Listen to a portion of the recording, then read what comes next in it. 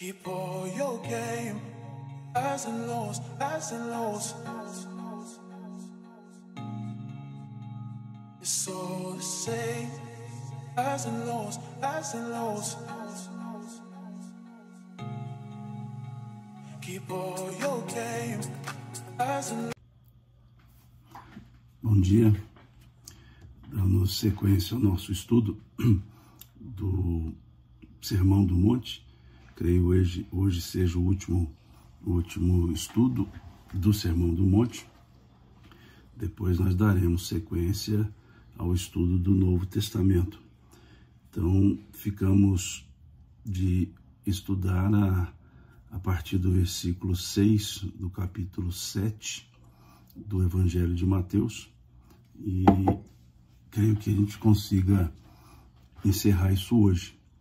E depois seguiremos com o estudo do Novo Testamento, como eu disse da outra vez, já diversas vezes, não de forma sequencial, mas buscando trechos para serem trabalhados. Então, aqui, encerrando o Sermão do Monte, nós temos aqui o versículo 6 que diz: não deis aos cães o que é santo, nem lanceis ante os porcos as vossas pérolas, para que não as pisem com os pés e, voltando-se, vos dilacerem.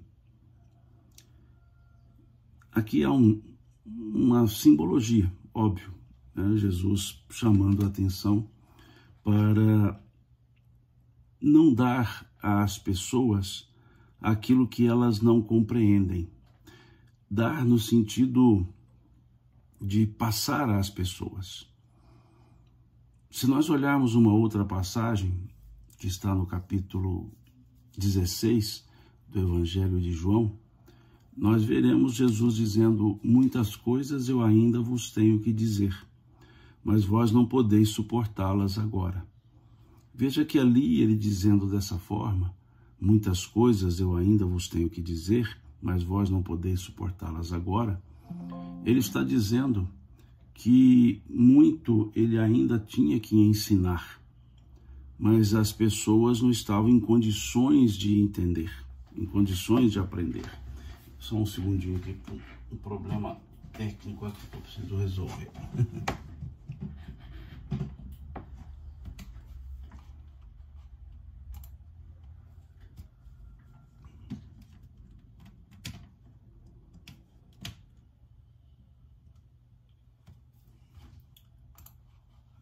Um probleminha técnico aqui no outro computador, que eu vou ter que desligar só um segundinho.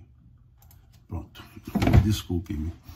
Mas Jesus ali então ele dizia que teria algo mais a ser ensinado, mas naquele momento as pessoas talvez não conseguiriam entender. Isso é jogar pérolas aos porcos. É quando se proporciona um ensinamento que vai além da capacidade intelectiva da pessoa que busca o aprendizado. Significa que, quando nós olhamos o próprio texto bíblico, nós vemos que há coisas que foram ensinadas de forma parabólica, há coisas que foram ensinadas de maneira específica, sempre respeitando a capacidade de entendimento de cada pessoa, de cada ouvinte. Então, esse é um ponto importante aqui nessa observação de Jesus, que é justamente não oferecer às pessoas algo que elas não valorizem, que elas não entendam. O ensino, quando levado a pessoas que não entendem, ele fica perdido. E se der algo para alguém que não entenda o valor daquele algo, aquele algo também fica perdido. E aqui ele fala uma coisa interessante: não deis aos cães o que é santo. Aqui ele está se referindo efetivamente ao ensinamento. efetivamente ele se refere ao ensinamento. Que essa mensagem, as coisas santas na linguagem do Evangelho, precisam ser apresentadas de maneira programada, dosada e sempre respeitando aos ouvintes, sempre respeitando a capacidade intelectiva dos ouvintes.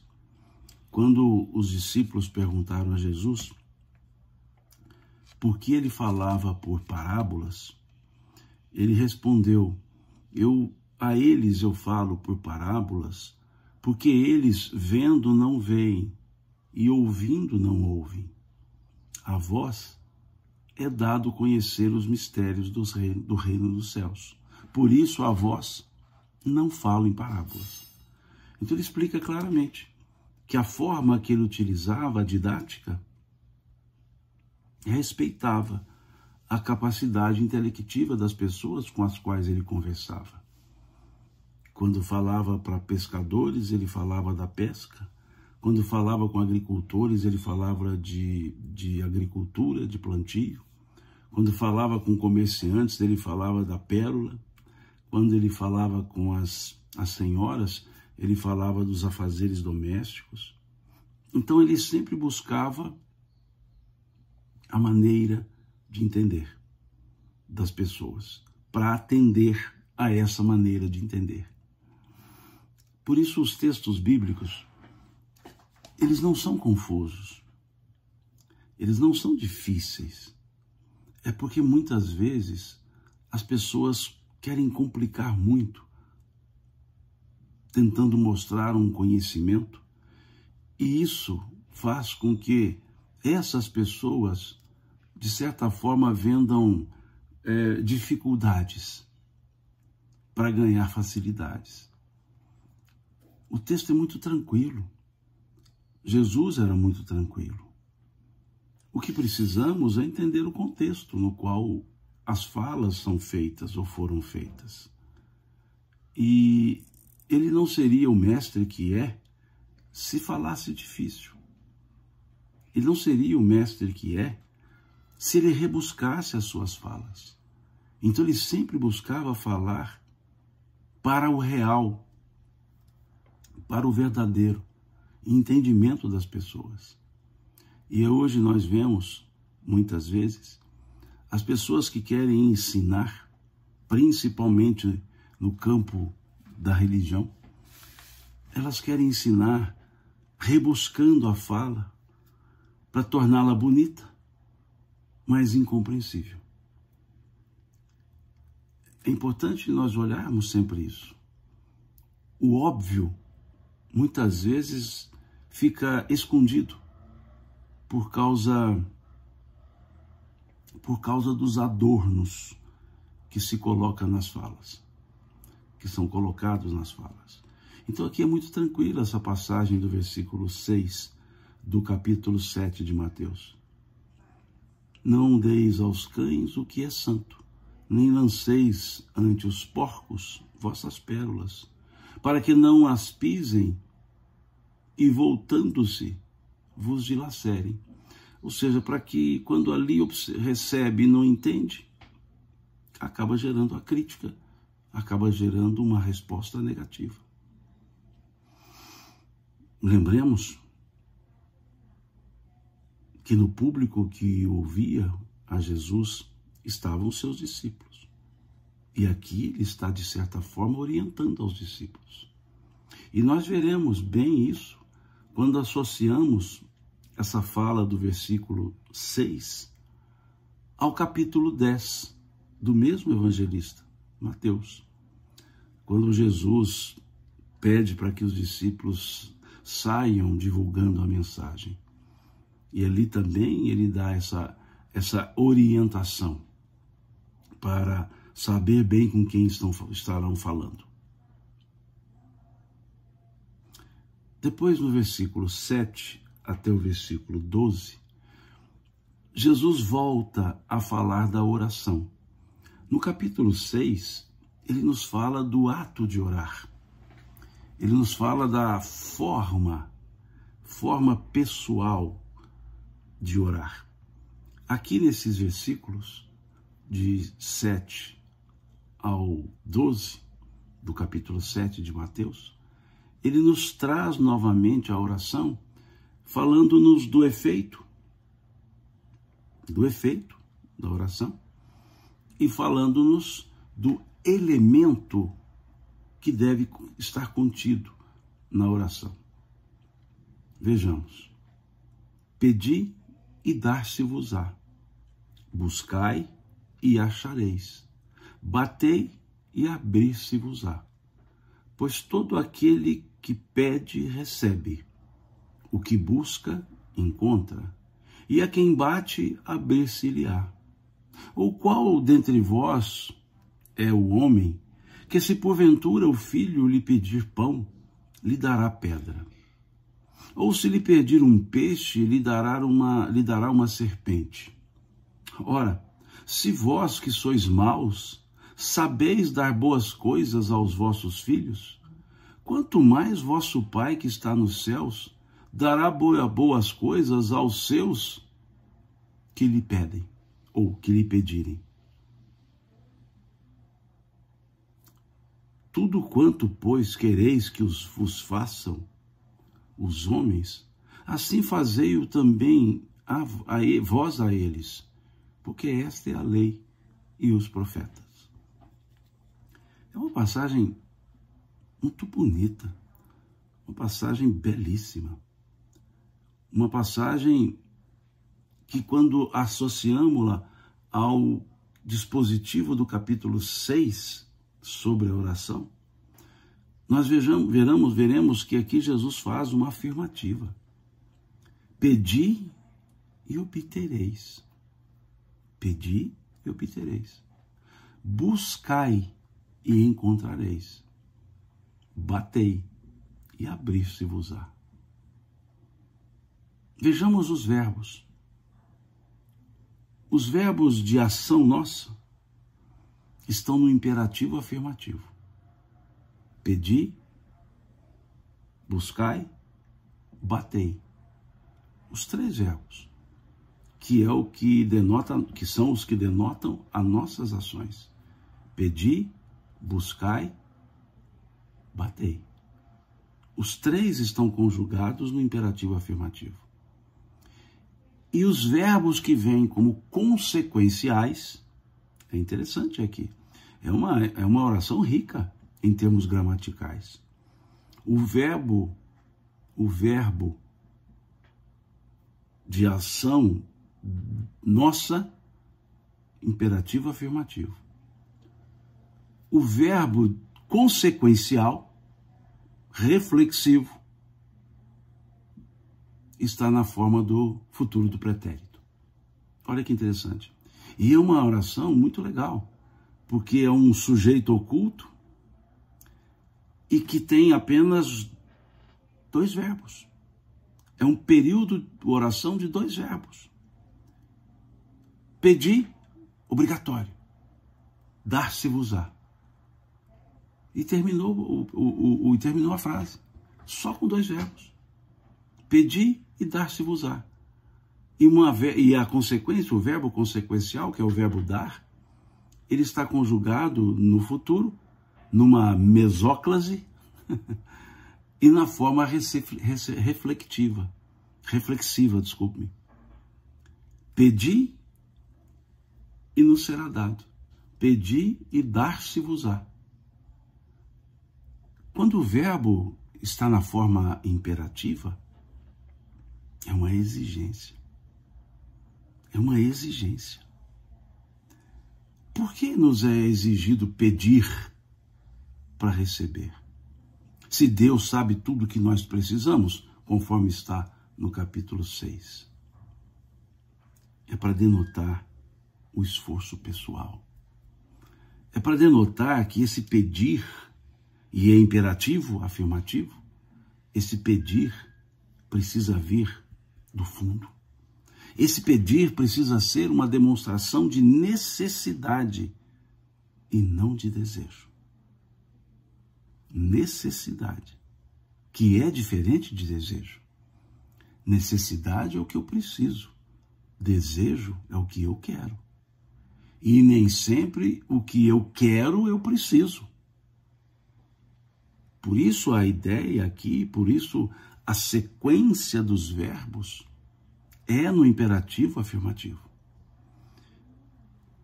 E olhamos a segunda frase, buscai e achareis.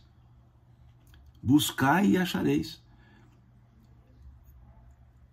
Em termos de gramática, é muito rica quando você consegue fazer uma frase só com dois verbos, em que o sujeito está ali, um tanto genérico, ele está, de certa forma, oculto, mas é um sujeito aplicável a todos nós. E um verbo que é predicativo do próprio verbo. Isso é muito rico. Buscai e achareis. Por que o verbo buscar está no imperativo? Porque é um esforço. Nós não encontraremos nada sem buscar. Aqui Jesus está nos dizendo que a vida não nos dá as coisas. Ela nos oportuniza para que por meio das nossas buscas nós encontremos o objeto, a coisa, o objetivo buscado. Dizendo-nos aqui que nada vem de graça. Esse de graça que eu quero dizer não é monetário, não. Nada vem pela graça pura e simples. A graça vem pelo esforço. A graça é consequência. Aqui não quero entrar em polêmica de justificação pela fé, pela graça, pelas obras. Isso é polêmica teológica. Aqui não quero entrar no mérito da predestinação. Isso é construção teológica. E que os teólogos que construíram isso, que se ajustem. A graça divina foi nos ter criado. A grande graça é Deus nos ter criado, com todos os potenciais evolutivos. Daí para frente, é ação nossa. Daí para frente, tudo o que nos acontece é consequencial, é educativo. Isso é que é a ideia do verbo buscar. Por isso aqui está no imperativo afirmativo. E a consequência é muito simples. Buscai e achareis. E achareis. Muitas pessoas querem que a vida resolva tudo. A vida é a escola. Quem resolve somos nós, com as nossas ações. Sob o amparo divino, sem dúvida, mas com as nossas ações. E a terceira frase, ele diz, batei e abrir-se-vos-á. Batei à porta e abrir-se-vos-á. Mais uma vez, 3 frases numa sequência de oração, quer dizer, formando uma oração, e as 3 frases só com verbos. Verbo da ação e o verbo consequencial da ação. Pedi e dar-se-vos-á. Buscai e encontrareis. Batei e abrir-se-vos-á. E os 3 verbos de ação no imperativo afirmativo. Como dizendo, se não fizermos da nossa parte, nada ocorrerá em nosso favor. É muito simples isso. Volto a dizer, os textos do Evangelho são muito simples. São muito simples. São ricos, mas simples. E volto a fazer uma crítica. Cuidado com as traduções bíblicas. Veja uma tradução rica dessa aqui. Veja o texto belíssimo. Pedi, imperativo afirmativo. Dar-se-vos-á, futuro do presente. Futuro do presente. Buscai, imperativo afirmativo. E achareis, futuro do presente. Batei, imperativo afirmativo. Abrir-se-vos-á, futuro do presente. E aí pegamos traduções mais atualizadas na chamada linguagem de hoje, e vocês encontrarão assim: peçam e obterão. Peçam e obterão é diferente de pedir e obtereis. Busquem e encontrarão é diferente de buscai e encontrareis. Não é só uma conjugação, é que o motivo é diferente, o modo e tempo verbais são diferentes. Peçam. Peçam. O que é peçam?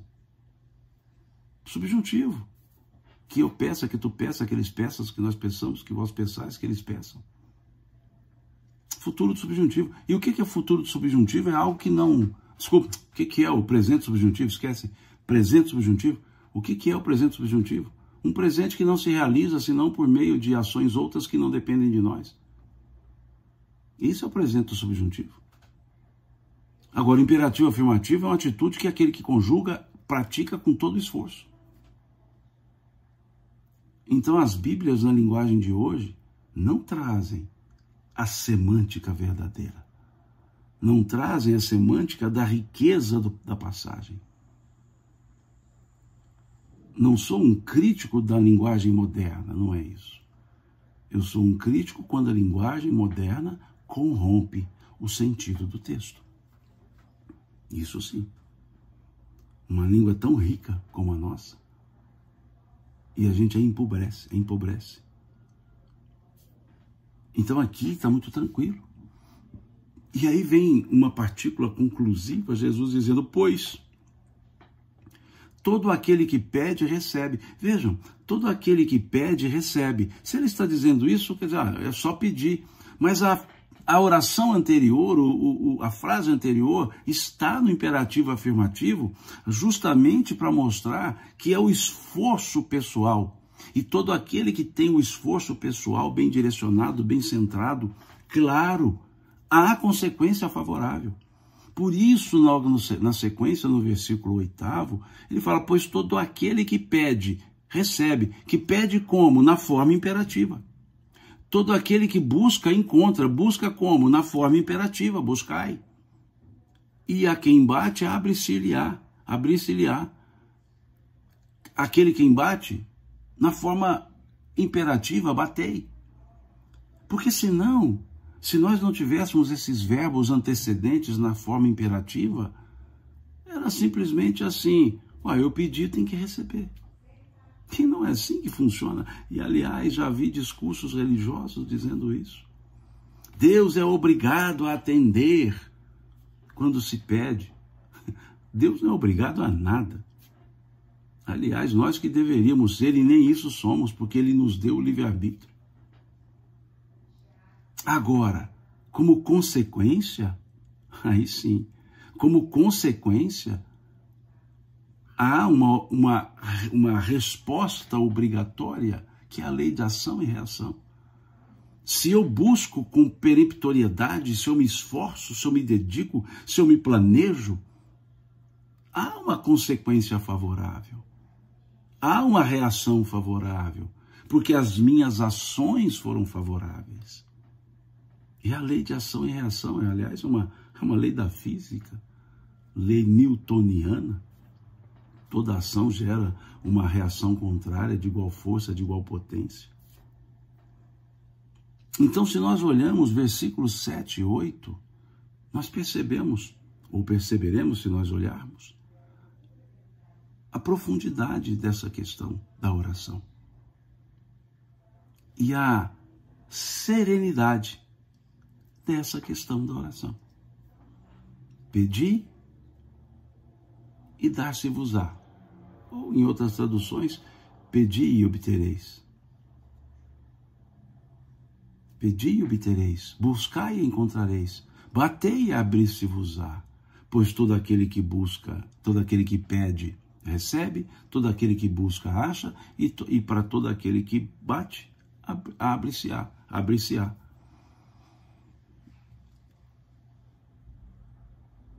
Aqui a Maria Amélia me pergunta se eu fiz letras. É muito conhecedor da língua portuguesa. Não, Maria Amélia, eu não fiz letras. Eu fiz direito, fiz administração, fiz história. São os 3 cursos que eu fiz. Mas língua portuguesa é a nossa língua. Nós temos o dever de conhecê-la, que no mínimo que seja. E para o operador do direito, língua portuguesa é ferramenta de trabalho. Para o operador do direito, para que suas petições sejam bem entendidas, ele precisa saber escrever. E por isso precisamos conhecer, que seja um pouco mínimo, a língua pátria, a língua portuguesa, e conhecer um pouco mais, se quisermos entender interpretação de texto. Então é por isso, né? E eu insisto muito nessa forma interpretativa que nós chamamos gramático histórico ou gramática histórica, a interpretação, porque a gente tem a gramática literal, gramática histórica, geohistórica, histórico-antropológica, são regras de interpretação, são regras hermenêuticas. E é importante a gente entender como as frases são construídas e saber construí-las para poder escrever o que estamos pensando e para poder dizer o que queremos dizer. Então, aqui eu faço esse exercício. Se o verbo pedir não estivesse no imperativo afirmativo, estivesse aqui no presente do subjuntivo, não é a mesma coisa. Não seria a mesma coisa. E se esses verbos pedir, buscar e bater estivessem conjugados na forma no presente do subjuntivo, ou que seja em outro tempo ou forma, a sequência do versículo 18 não seria possível, não seria aplicável. Porque aí seria uma coisa muito cômoda. Peça que você vai receber. Não, a questão não é peça. A questão é pede. Pede, não é assim, faz um pedidozinho lá que ele atende. Não, é o pedir. É o peça, se formos conjugar na terceira pessoa do singular. Então, é importante nós entendermos isso, para que a mensagem do Cristo seja melhor entendida. E ele segue aqui, Jesus. Ora, e essa outra sequência é um espetáculo. Como ele nos fala de Deus. Como Jesus derruba o Deus teológico. Como Jesus, quando eu digo teológico, principalmente o Deus do Velho Testamento. Acho assim, aqui é um achado, aqui é Jesus brincando com a interpretação da lei sobre Deus. E ele parte a frase dando a ideia de, na sequência, olha, se você pedir, você receberá, né? Todo aquele que pede, recebe. E aí ele vem, no versículo 9, dizendo, qual dentre vós é o homem que, se porventura o filho lhe pedir o pão, lhe dará uma pedra? Ou, se lhe pedir um peixe, lhe dará uma cobra? Ou, se vós que sois maus, veja, Jesus dizendo para as pessoas, e vós que sois maus, sabeis dar boas coisas aos vossos filhos? Por que Deus, vosso Pai, que está nos céus, não dará coisas boas aos que lhe pedirem? Olha que coisa interessante. Por que eu digo que aqui Jesus derruba a ideia teológica velho-testamentária? Porque na ideia teológica velho testamentária, Deus é cruel, Deus é vingativo. Basta olharmos versículo, capítulo 20 do livro Êxodo, quando abre o decálogo. Eu sou o Senhor teu Deus, que te tirou do Egito, da terra de servidão. Não terás diante de mim nenhum outro Deus, nem a eles prestarás culto, pois eu sou um Deus ciumento. É a palavra que está lá no texto original, no texto básico. Pois eu sou um Deus ciumento, que foi traduzido como pois eu sou um Deus zeloso. Traduziram para o português, sou um Deus zeloso. E o texto está, sou um Deus ciumento, que puno a iniquidade dos pais nos filhos, nas terceira e quarta gerações. Que puno. Então o Deus velho testamentário era punitivo. Era um Deus que deveria ser temido.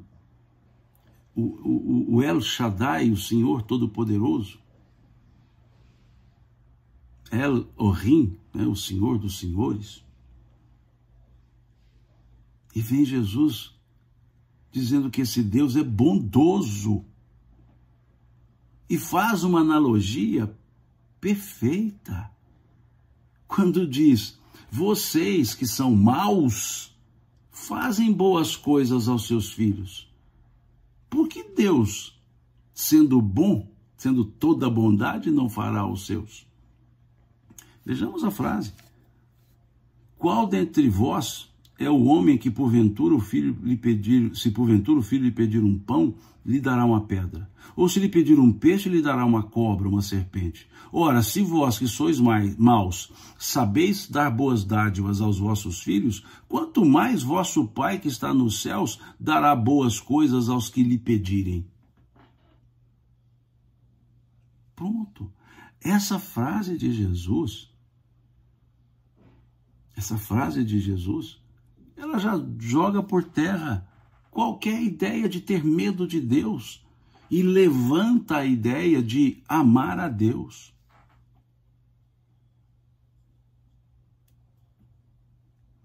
A Tânia faz uma pergunta aqui interessante. Simão, por que nós, espíritas, porque somos nós, espíritas, tão humilhados pelos evangélicos, já que nós respeitamos todas as religiões? Olha, eu não generalizaria. Tenho grandes companheiros evangélicos que estudam comigo, aliás, e eu com eles, nós formamos um grupo de estudos bíblicos. Tive bons professores de estudos bíblicos, evangélicos, e participo de grupos de estudos levando o pensamento, a interpretação com evangélicos. Da mesma forma com católicos. Já montamos apostilas de estudos bíblicos em conjunto. Eu, pastores evangélicos, padres, já escrevemos juntos. Então não há essa humilhação feita por evangélicos ou católicos de maneira generalizada. Eu talvez faria um pouco diferente a pergunta, Tânia. Eu diria, por que algumas pessoas não entendem que respeito é a base do amor? É simples. Há aquelas pessoas radicais, como há entre os espíritas. Tânia, se você observar os debates ideológicos dentro do meio espírita, você se desanima. Um defende uma ideia, outro defende outra. Desde lá do rustenismo, rustenguismo, até as questões atuais de progressistas e não progressistas, nós vemos discussões homéricas. Para quê? Para nada. E outro aspecto, ninguém humilha ninguém. As pessoas é que podem se sentirem humilhadas quando se há um autodesmerecimento. Quando a pessoa mesma se desmerece. Então, sermos humildes, melhor dizendo, para sermos humildes, precisamos trabalhar muito ainda com o nosso próprio, com o nosso ego. Humildade é uma virtude muito importante, é uma virtude básica. E por ser básica, ela é importante, porque sem ela, nenhuma outra virtude surge. Então, tranquilo. E olha, eu devo muito do meu entendimento não é bem a palavra, do meu pouco conhecimento, mais conhecimento. Desse meu pouco conhecimento, eu devo a muitos religiosos de outras religiões. Religiosos estudiosos, profundos, religiosos não fanatizados. E olha, eu posso dizer que essa pessoa, o nome que eu vou dizer, nunca me ensinou pessoalmente, até porque ela viveu no século XVII. Eu devo muito à forma de se interpretar textos, principalmente bíblicos, a Padre Antônio Vieira, o nosso ícone do barroco do Brasil, do barroco brasileiro. Devo muito a ele. Ele era um mestre na interpretação. Ele é que defendia a ideia da coerência da língua. Ele mergulhava nos pronomes, nos verbos, nos tempos e formas verbais. Ele passeava nas letras. Ele mergulhava no espírito das letras.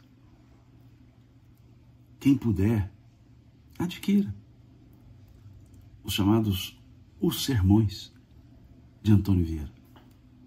Aqui, onde eu estou apontando, esse roxinho aqui, ó, esse livro roxinho, é um dos tomos do sermão de Antônio Vieira.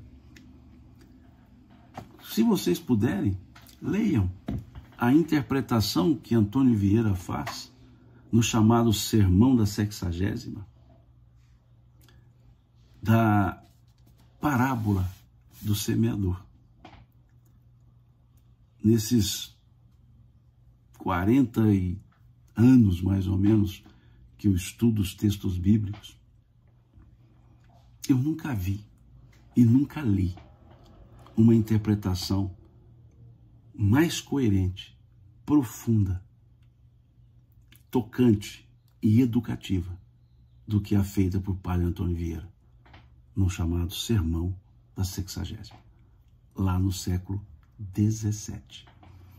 E o importante para entender esse sermão, ele fez esse sermão aos padres, para uma crítica à conduta da divulgação do Evangelho praticada por eles, pelos padres da época.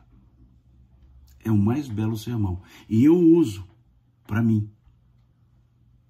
Para mim, em que aspecto? Quando estou aqui conversando, estamos trocando ideias, estudando juntos, esse sermão me vale muito. Porque ele fala do esforço, da dedicação. Ele fala do semeador que caminha para semear, que se esforça, e daquele que não caminha, que fica quieto lá no seu canto, esperando as pessoas chegarem. É o que ele chamava semeador de passo, com C cedilha, que é a área da igreja, e semeador de passos, com 2 S's, do andar. Ele tem uma frase belíssima que ele diz que quando da colheita há que se contar os grãos, mas há que se medir os passos. Não é só o efeito quantitativo e qualitativo da colheita, é o esforço que foi feito também. Então é isso, Tânia, que que eu acho interessante. Nós podemos aprender muito, muito, com diversos segmentos. Eu não me sinto menos espírita por poder dialogar com outros segmentos religiosos, outros segmentos filosóficos, outros segmentos científicos. Justamente por ser espírita, justamente por ter a convicção, é que eu me abro para ouvir e aprender outras coisas. Por ter a convicção. Eu não sou daqueles que negam convite a ir a um casamento religioso da religião A, B e C. Não sou daqueles. Não sou daqueles que me recusam a um culto de formatura de estudantes, a uma missa de formatura de estudantes.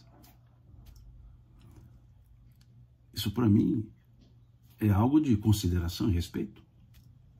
E não me afeta no sentido de crença, fé, sentimento. Pelo contrário. Pelo contrário. E olha, poucos católicos sabem o que é uma missa. Poucos interpretam, sabem o que é uma missa. Se soubessem, verificariam que não é um culto vã, não é algo assim superficial, pelo contrário. É refleto de simbologia.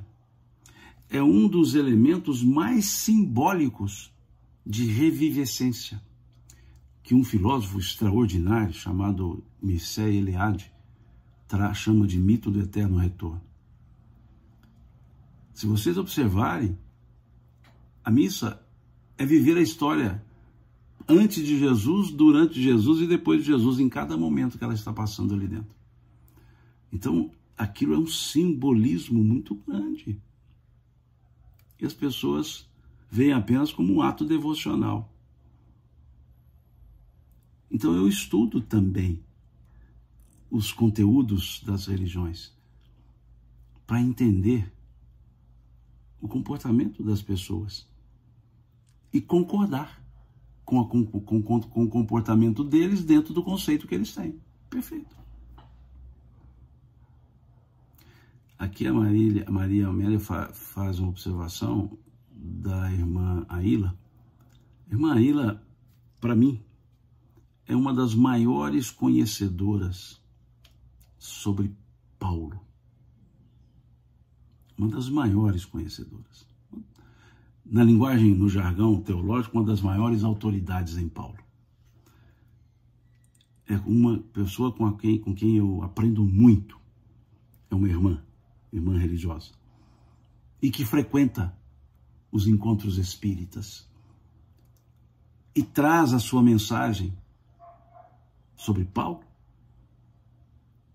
É uma também das que mais conhecem o pensamento de Teresa de Ávila, Santa Teresa de Ávila na linguagem católica. E ela participa dos eventos da Fraternidade Sem Fronteiras, os eventos espíritas, respeitadíssima pelo meio espírita, e respeita muito o meio espírita. E com ela, eu já tive belíssimos diálogos, nunca debates, diálogos. Certa vez, nós nos encontramos no exterior, eu e a irmã Aila, na Áustria, lá em Viena. Ela estava lá fazendo, a convite dos espíritas, fazendo uma sequência de palestras. E coincidiu numa data que eu também estava lá fazendo palestras. Eu fui assistir a uma palestra dela. No dia que eu cheguei de viagem, desci no aeroporto, um frio danado, me agasalhei e disseram: olha, a irmã Aila está fazendo um estudo. E eu falei: vamos até lá. Saí do aeroporto e fui até lá para assistir o estudo dela. No dia seguinte, eu estava fazendo um estudo sobre mediunidade, um seminário sobre mediunidade lá em Viena. E ela foi assistir o seminário sobre mediunidade. E ali ficou o dia todo conosco, porque foi um dia todo de seminário. Isso é maturidade. E quanto eu aprendo com ela. E o quanto eu aprendo com ela. O quanto eu aprendo. E houve algo interessante nessa viagem. Desculpe, eu acabei saindo aqui do propósito do assunto. Eu havia levado um livro chamado Escritos de Teresa de Ávila. Uma compilação dos escritos de Teresa de Ávila, que é foi uma das doutoras, assim chamada, da igreja. E eu lia sobre Teresa de Ávila. E ao sair do avião, desci Brasil, eu fui para a Alemanha, Brasil, Frankfurt, desci do avião e me esqueci, ou esqueci o livro no avião. Não dava mais para perguntar e tudo mais, e fiquei pesaroso, porque era uma obra que eu gostava muito dela e não achei para comprar. Salvo engano, era da editora Paulus, é da editora Paulus. Era uma compilação. E aí, comentando, eu encontrei com a Emaíla, comentando com ela, falei, perdi meu livro dos escritos de Teresa. E ela me parabeniza, me brinda com o CD dela, tratando de 2 dos textos que estavam no livro. E pude ouvir pessoalmente, ali, presencialmente, uma aula sobre Teresa de Ávila. Então é muito interessante esses fatos, tudo isso, Tânia, por causa da sua observação, e acabei saindo um pouco do texto. Mas eu acho válido relatar isso, o quanto que a gente aprende com a convivência. E aqui eu falo diálogo, porque as pessoas têm muito hábito de debate. Criar debates. Debate é disputa. Debate sempre tem que ter um perdedor e um vencedor. Diálogo. Diálogo é consenso. Diálogo são pessoas se expressando, formando um consenso. E não vencedor e perdedor. Então eu sempre busco ter os diálogos interreligiosos. Diálogos interreligiosos.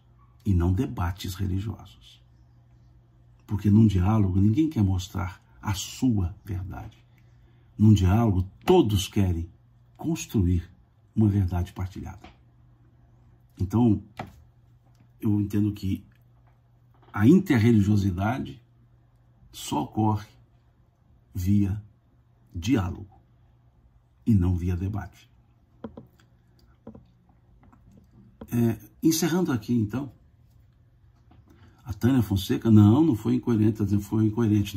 Não foi incoerente, não. Você foi extremamente pertinente. A sua fala foi pertinente, porque nos abre a condição para refletir um pouco mais sobre isso. Então, Tânia, eu te agradeço e até sugiro que faça mais observações nesse sentido, para a gente poder conversar de forma mais madura sobre isso. Então, eu agradeço muito, Tânia, aqui no Instagram, você ter feito essa observação, essa pergunta, achei válida mesmo. E encerrando aqui, então, o tópico, que eu achei que encerrava o capítulo 7 hoje, mas não deu, eu converso demais. Aí diz, então, tudo quanto, pois, quereis que os homens vos façam, assim fazei o vós também a eles, porque esta é a lei e os profetas. Essa frase aqui, ela é simples. É uma regra áurea que a gente fala, regra de ouro. Mas ela traz algo. Essa última frase, tudo quanto quereis que os homens vos façam, fazei-o vós também a eles, porque essa é a lei e os profetas. Essa frase aqui, dita por Jesus, é uma reviravolta. É uma reviravolta nesse ditado. Porque essa frase, o sentido da frase, ele é antigo. Por isso chama-se lei áurea. O que é lei áurea? Lei de ouro, aquilo que não vai se acabar. Mas essa frase, o sentido da frase, ela já existe. Existia antes de Jesus falar. existia lá no código de... Existe, né? Lá no código de Hammurabi. Só que a forma que está lá é da virtude negativa. E Jesus fala aqui da virtude ativa. A regra de ouro diz o seguinte, não façais aos outros o que não gostaríeis que fizessem eles a vós. Não façais aos outros o que não gostaríeis que eles fizessem a vós. É uma virtude negativa, ou seja, não precisa de ação. Se ficar quieto, não faça mal a ninguém, seria isso. Agora veja a frase de Jesus. Tudo quanto, pois, quereis que os homens vos façam, fazei vós a eles. Então Jesus está dizendo de forma ativa, virtude ativa, diferente da lei áurea, da regra áurea, desculpe. Não façais aos outros, Jesus diz, fazei aos outros. Olha como ele muda. Não façais aos outros o que não gostaríeis que fizessem a vós. Fazei aos outros o que gostaríeis que fizessem a vós. Ele transformou uma virtude negativa numa virtude ativa. Em vez de ele dizer, não façam o mal, ele está dizendo, façam o bem. Ele está tirando da comodidade do não fazer mal para o esforço do fazer o bem. E justamente nesse tópico é que essa frase se encaixa, porque ele começa justamente falando das atitudes. Pedi e obtereis, buscai e encontrareis, batei e abrir-se-vos-á. E aí ele fala. Então ele corrige a regra áurea. Poucas pessoas percebem que a fala dele é uma correção de rumo. Porque se falava de... É como se dissesse assim, eu não faço mal para ninguém, então eu sou bom. Não. Eu não faço mal a ninguém, então eu não sou mal. Para eu ser bom, eu tenho que fazer o bem. E muitas vezes nós entendemos que não fazer o mal é ser bom. Não. Não fazer o mal é não ser mal. Fazer o bem é ser bom.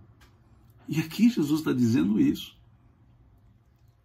Ele está dizendo, portanto, tudo que quereis que vos façam os homens a vós, fazei vós também a eles.